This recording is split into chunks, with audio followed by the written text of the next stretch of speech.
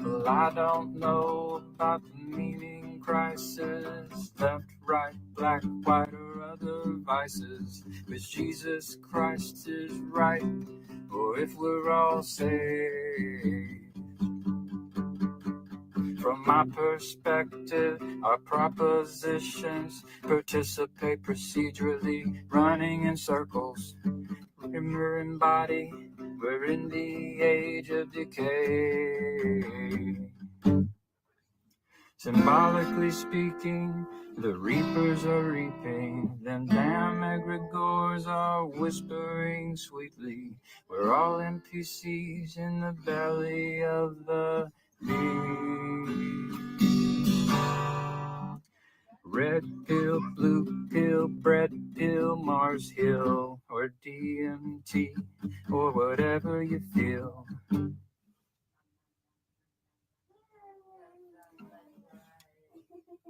Got one and number two, it's all the same damn thing.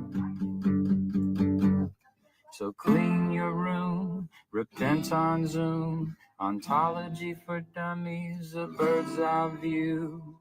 'Cause if you really knew, could you really even say? Totally depraved, all totally saved, a total disposition from the bed we all made. Or is it the elect, or are we just insane? From John Vervaeke to Jonathan Pajot and Jordan Peterson to the Chris Pacou Show, Paul Vanderklays and Griswold Grimm and all the dice he shakes.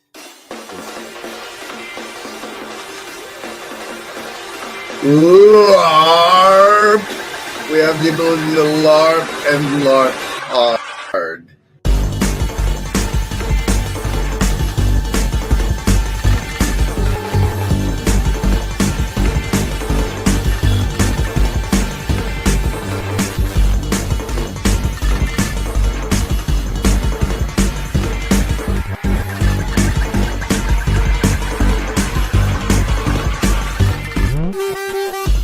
LARP!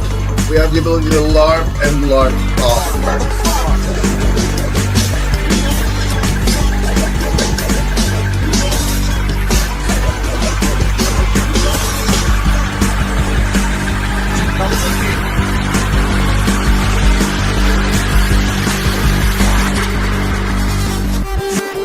That was a McMullen, I think. I believe that was a McMullen masterpiece. I think that was his stylistic impression. Yeah, signature thereof. Okay. All right. Yes. Well, Vernal, what the hell does that mean? Oh, out of touch Equinox. What is this? 3/20/2025? 3/20/2025? I am, buddy. We have a show. This is a show. This is a Grim Gris stream, and that's how this goes. I was just thinking about how being the dealer memedically primes you for things I hadn't even considered. I haven't even considered. Today's a special day. We got somebody in the co-pilot chair perfectly capable of highlighting your comments. I don't know if there it is. Brian of College Station, a March Madness kickoff day. No, we don't make a primacy of sporting events on our calendar. It's more important middle of Lent, right? Anyway, we got a show. There's tabs. I have things written on the card. I talked to the robots again, and we have the co-pilot. So this is going to be a great one. It's going to start with the traditional savings throws. That's a choice you're going to have to make right after. In the corner has been swamped with a mind control. Savings throws for mind control. So this is how bad I have failed. I understand you have respect for serious play. Yes, I have a ritual with my channel where, like reminding fish that they're in water, I remind people that there's a lot of mind control out there, even if you just consider advertising.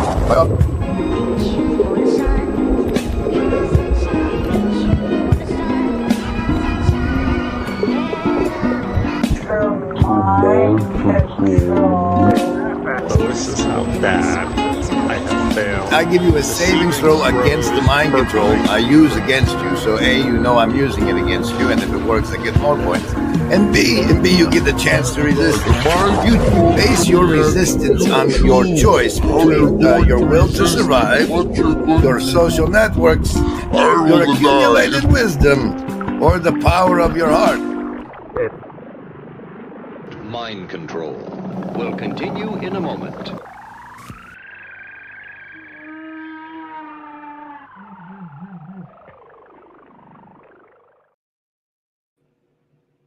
And that's why you get a savings throw against it. But you have to make a choice between survival, social, wisdom, or heart.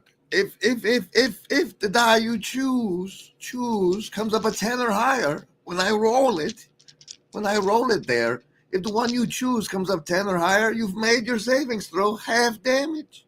If it's under 10, full damage. But at least you got a savings throw. Survival, social, wisdom, or heart. Choose. Woo, survivalist with the 15 today. We refuse to make a thing for 15. Socialists with the 6, starting with the 6s for the socialists. Lovers of wisdom, pairing it up with the survivalists with the 15. 15 hard folks. All you need is a hive mind bonus. That's an 8 for you. Just a little chat there. Indigo kids. Solid 10. A solid 10 for you. There's an event coming up. Here's the promo.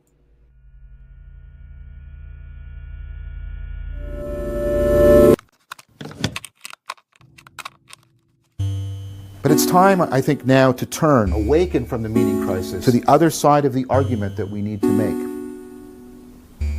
We need to turn now to not a historical analysis of the genealogy of the meaning crisis, but a cognitive scientific analysis of the machinery, the cognitive machinery of meaning making itself. Jesus starts to emphasize a new kind of love, agape. And this is not the love of consumption or cooperation, this is the love of creation. It's the love that God is demonstrating towards humanity in the way God is an ongoing creation. See, agape is the kind of love that creates persons, the way a parent loves a child. By loving that non-person, you turn it into a person. It's a godlike ability that we have. A person that could enter into a community of persons and find meaning, fellowship, belonging.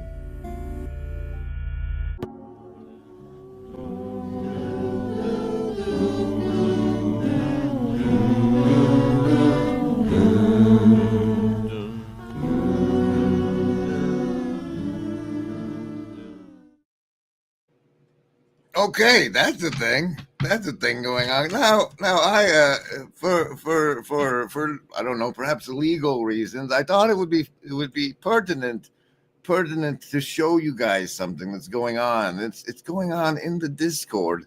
It's one of the scarier places.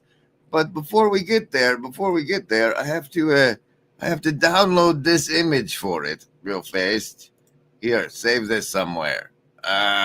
Desktop is fine. Just quick. You get it, but the that.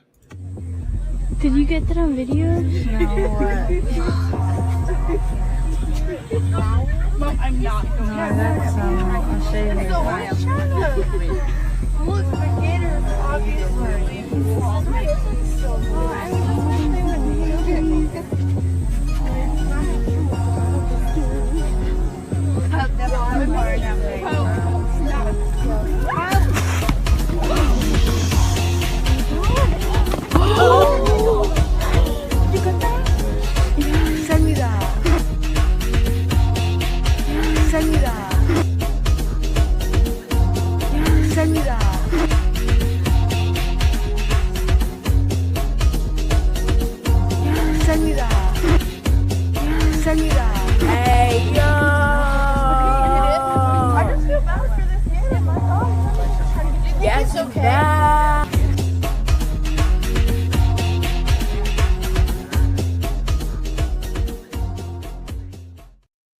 It's good. It's good you get a favorite branding. That's the way to go. What's happening is there's an event. What's your event? It's the Troll Ballet. When is it? The start date? The start date is this Saturday on the 22nd at 9 on the Central. Yeah, right there. It's gonna repeat. Yeah, weekly on the Saturdays, and it's a Troll Ballet. What do you expect? And we're going to be doing that on Saturday mornings. And now I've uploaded this cover image to the desktop where I can put it, because you got to do an image for everything nowadays when you're making brandings and whatnot. Okay, and then you put it in there. He's so cute. Apply, next, create event. Now, if you're on the Discord, you can come to this event every Saturday, but what I wanted to show you guys was this group of people here. And all I want to say is that for Rico purposes, I'm not really involved. I just made the place, and whatever they talk about and do in there, I stop in and say, hey, I'm not involved with this, and then leave. That's the only involvement I have with it. You don't prosecute. Don't prosecute.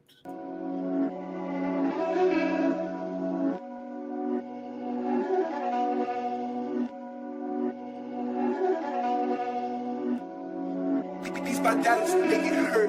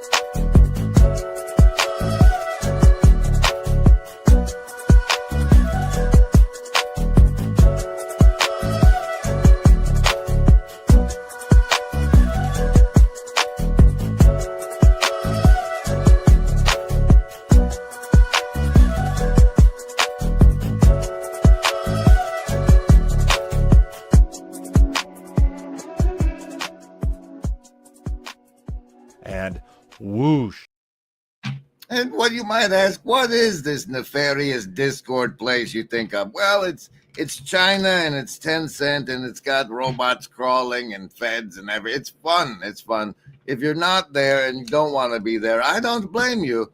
If you do, it's easier if you go in first on the desktop and figure things out and then do it on your phone. But, you know, you do what you must. You do what you must. Blue Church card on the show is the two of clubs. It's okay. And if you don't know how, if you want to get to the Discord, you can find it in the description on this video live stream. The descriptions are this mythological place that exists for every video, but are impossible to find because nobody ever does. But there's a link in there, and if you go around in there, you might find another link, and that is to what is this? This is the mother of Goose Mud Huts, original JBP original. You can buy this and put it on your wall. What is this place? It's the Mud Hut, the Visionary Christian Art Commission's open. And there's all sorts of fun stuff in there. I personally, that's the nice one with the wolves fighting. That's pretty good. Oh, Cain and Abel. Anyway, that link's down there. There's a bunch of neat stuff. And also, this guy. I'm looking out there now. And because of the things I might say about pets, they will decide to take human life. Is that too strong? Do you think that's too strong? Do you think I've gone too heavy in my fear of like a pet assassin? I feel like Jason Bourne. I feel like their MK Ultra has produced assassins who kill. Who is this guy? Grim. This guy hosts alcohol parties and is the guy who got Tucker Carlson to talk about his demons. We kind of know him because of pet infractions. I'm getting a notice from my editor right now, Andrew, that he cannot come on the call. That changes things. It's like I suddenly become afraid to continue.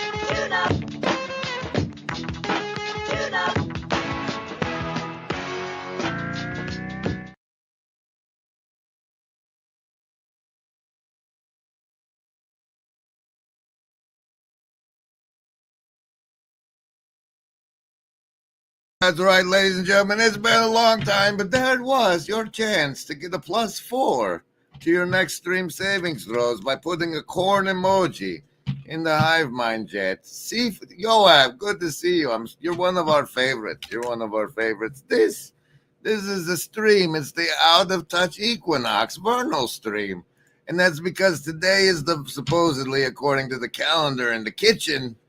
According to the calendar in the kitchen, it's the vernal equinox today. And equinox means equal nights. So it's like the time that the nights are equalist. It's like the perihelion. No, it's not the perihelion, but you make the big curve, right, of nights getting longer and nights getting shorter. And when they're the same length, that's an equinox. Yay. And vernal means spring. Vernal means spring. So there you go. Oh, good. I'm glad your mom likes you. It's good when that happens. It's good. That guy, he comes on the end of live streams. He's like just patiently listens to all these people ramble on about nonsense. And then he drops these massive wisdom bombs and bails. I like his style.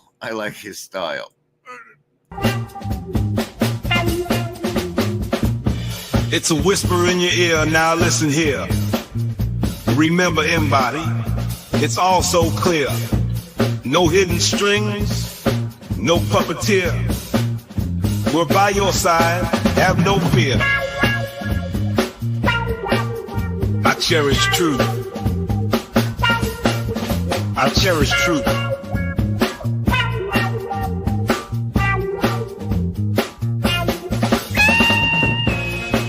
Remember, embody, there is no agency. We want what's best for you.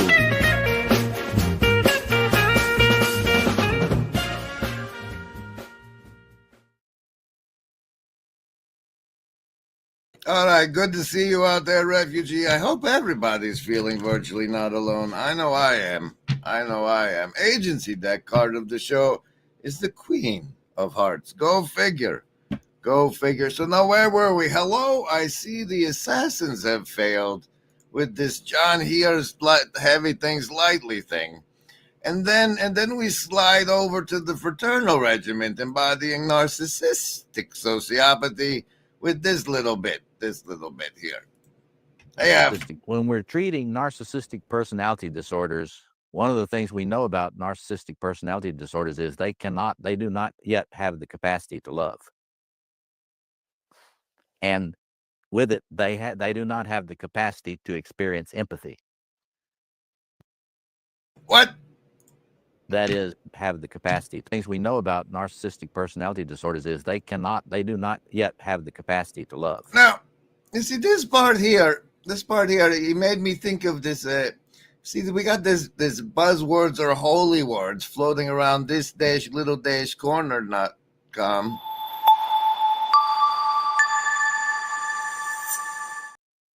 And that's the propositional tyranny and whatever that means. But this guy said this thing, and it reminded me of the proposition that you can't love anybody else until you love yourself. And you're like, fuck you, I hate myself. That's bullshit. What kind of proposition is you're tyrannizing me with when you say that I can't love other things without loving myself first? What kind of proposition? And then it shifted, but we'll let this guy talk about this for a minute. I liked what he was saying right about here. That eats the world for himself. And so the narcissistic classical stories, that kind of figure is known as the cannibal king that eats the world for himself. And so the narcissistic personality disorder, very interestingly, according to what I've already said, is not as anxious as other pathologies. They are much calmer, and they tend to attract people who are more dependent to them, like flies or like moths to a light. So you will notice if you have an empty space in your psyche for this king development should be, you will notice that when a narcissist comes around or a sociopath comes around, your knees start to get weak and you start wanting to kneel. I'm serious. It happens all the time. The list? Yes, any of the first level ones. I'm gonna get a soda. Anyone want one? Hey, Graham, I'm not in the room, right? What room? I want to cast Magic Missile. The room where he's casting all these spells from. He hasn't cast anything yet. I am, though, if you'd listen. I'm casting Magic Missile. Why are you casting Magic Missile? There's nothing to attack here. I'm attacking the darkness.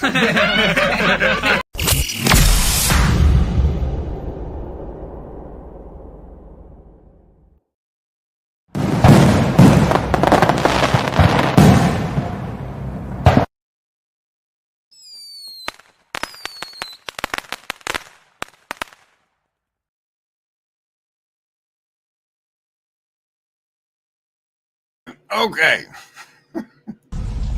Slime! What? It's a river of slime!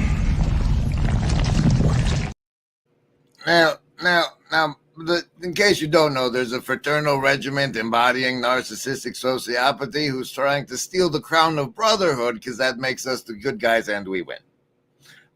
In other news, I was recently deeply enheartened and heartened to see that our good friend with the what is it, 2.2 million subscribers did Firefly some justice. Heady days of 2002, I was still a young and optimistic teenager, instead of the horrifying burned out husk of a man you see today, and I was flicking through the TV channels one day when I caught a commercial for a new show called Firefly on the Sci-Fi Channel, made by that guy who did Buffy the Vampire Slayer. Now, I really like Buffy, but I have to admit, this Firefly thing didn't really grab me. It looked like some weird mashup of cowboy... I don't know how this guy can talk like that. I mean, he's got to do so many takes. So say we all, yuck, yuck, yuck, ho, ho, ho. But it was encouraging that the popular media that I program myself with over and over was being promoted to the masses and the youths. I'm currently rerunning through the Battlestar Galactica series, as detailed on my wonderful Substack that finally got an update.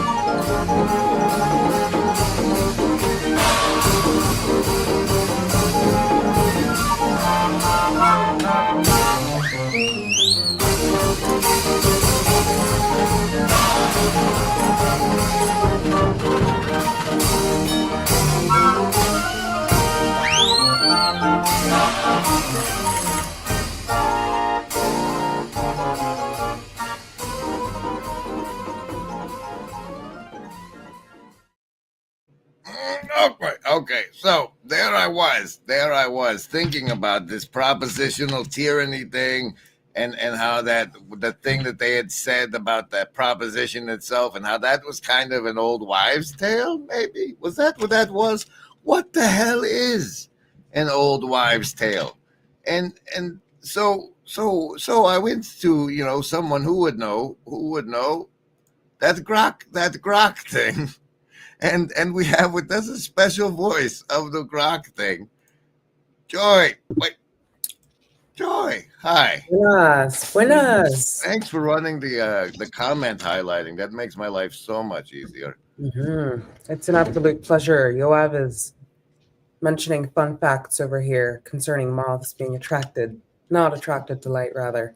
So it's a They're pleasure. not. Well, I see them bounce off my light bulbs all the time, so he's going to have to back up that theory. Right. So I went over the grok and I asked it about old wives' tales. I want to go over first that I said to it, the destruction of the shadow matriarchy has left us without old wives' tales. Please craft a replacement or two. And then it thought for 30 seconds. And I like how it takes it as a given. Given the destruction of the shadow matriarchy, it's crucial to craft new old wives' tales that reflect the current social context. These tales should serve as a cautionary stories or moral lessons similar to traditional old wives' tales. And I personally enjoyed that it took that as a given. But as we like for you to do, would you please read what grok said? Of course. All right. The Tale of the Whispering, or the first one, right? The first portion. All right. The Tale of the Whispering Screen. Once, in a village much like ours, there lived a child who adored their glowing screen above all else. From dawn to dusk, they gazed into its shimmering light, captivated by its endless stories and games. The calls of their family, the warmth of the sun, and the chatter of friends faded into the background, drowned out by the screen's enchanting whispers. Stay with me, it seemed to say, and I'll show you wonders beyond imagining. As weeks turned into months, The child grew pale, their eyes dulled, and a strange heaviness settled in their chests. One moonless night, a shadow slipped from the screen, dark, formless, and sly. I can show you more, it hissed, but you must give me something in return. Eager for greater marvels, the child nodded. Take what you wish, they said. The shadow grinned and plucked a piece of their laughter, leaving their voice a little quieter. The next night it returned, asking again. The child agreed, and the shadow took a fragment of their dreams, dimming their sleep with restless gray. Night after night, the shadow demanded more. Bits of joy, slivers of hope, until the child was a hollow shell, unable to smile or imagine. When their family finally saw the change, they tried to pull the child away, but the screen's grip was too strong. The child had given too much, and the shadow had claimed their spirit. Now the village tells this tale to every child. Beware the glowing screen, for its wonders come at a cost. Enjoy its gifts, but never let it steal the light of your life, or you may lose what makes you whole. Moral: balance your time with technology, lest it quietly takes more than it gives. Imagine a world where boundaries blur between reality and fiction, with Mikhail Gorbachev leading the charge. Gorbachev didn't just challenge political norms, he dared to break the fourth wall in storytelling. Tear down that fourth wall, he exclaimed, inviting us into a new era of engagement. His metaphorical call wasn't for Berlin alone. It was a clarion call to storytellers and audiences alike. Engage directly, break barriers, and foster a dialogue. Gorbachev's words echo in the halls of creativity. As storytellers, it's our turn to tear down that fourth wall, inspired by Gorbachev's daring challenge. Join us in this creative revolution. Tear down the walls that confine your stories. Share, like, and subscribe for more inspiration.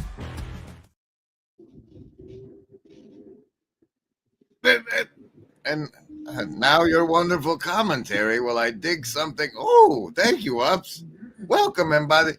Since Ups has gifted you those fabulous memberships, there's never been a better time to Denny and show everybody the power of Denimore's Denny.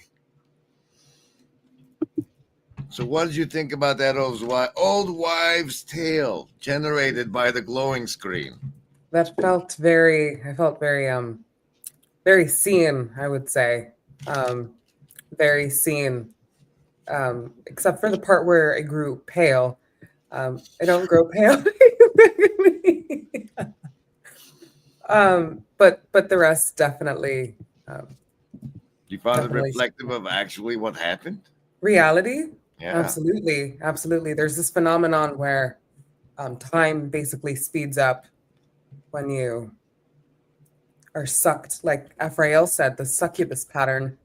It's very much so, I would say, like a black hole of attention, I saw recently said regarding that. So, absolutely. Wow. I think we've been a great warning for everyone to go touch grass. Yeah, go touch grass. It's springing. It is spring. It's vernaling, even. The Jux deck card of the show is the 7 of diamonds. I don't have it. That's it. I've run through it all. You thanks for being by my side on this vernal Equinox stream. Oh no, you were supposed to do this. What? It's got to be on Thursday. Yeah, because it's Thursday. That's the wow. Buried land management. I remember that. This is what? Where is it? It's somewhere. Brandon, marked with a coward shame. What do you do when you're branded? Will you fight for your name? No, it's this. I'm out of time. But I'm out of my head. Shake it up is all that we know. You using the bodies up as we go. I'm waking up to fantasies. The shades all around aren't the colors we used to see.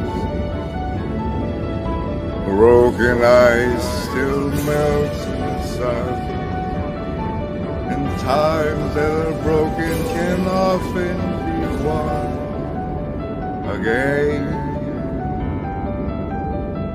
We're so alone, and so really matters to me. Take a look around. You're out of touch. I'm out of time. But I'm out of my head.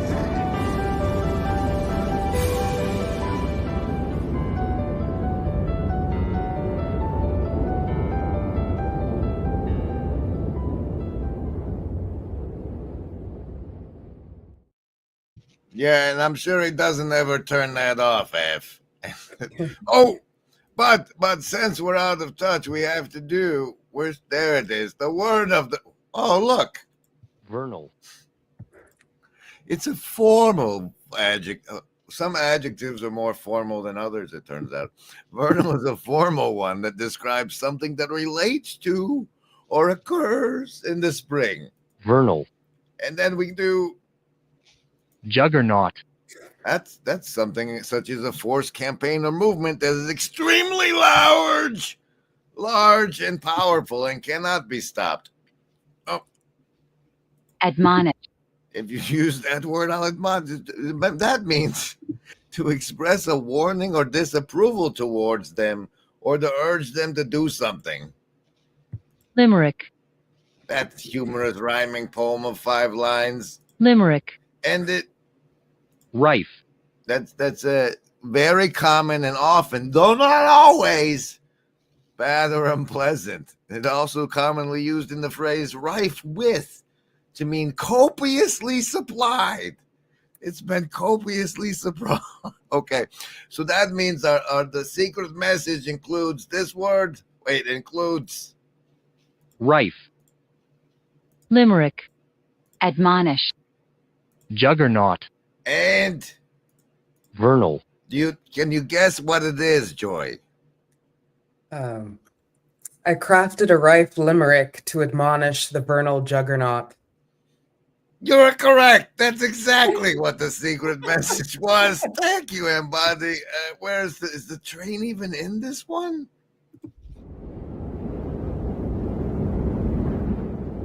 Lobster monkey goose.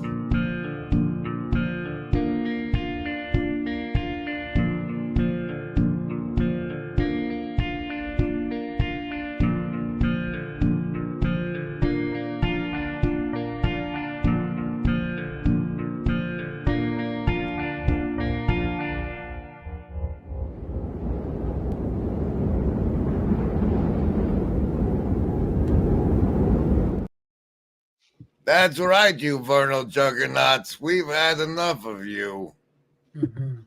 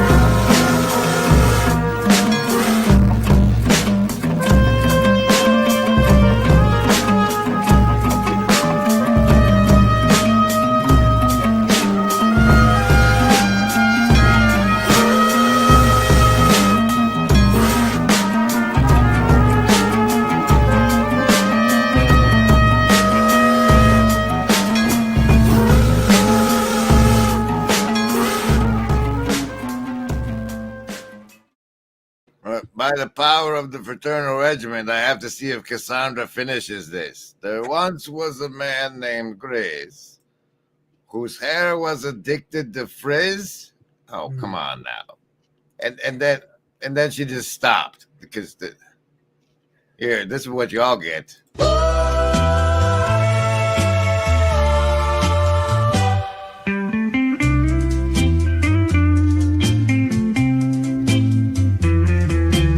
People very just king, great king. People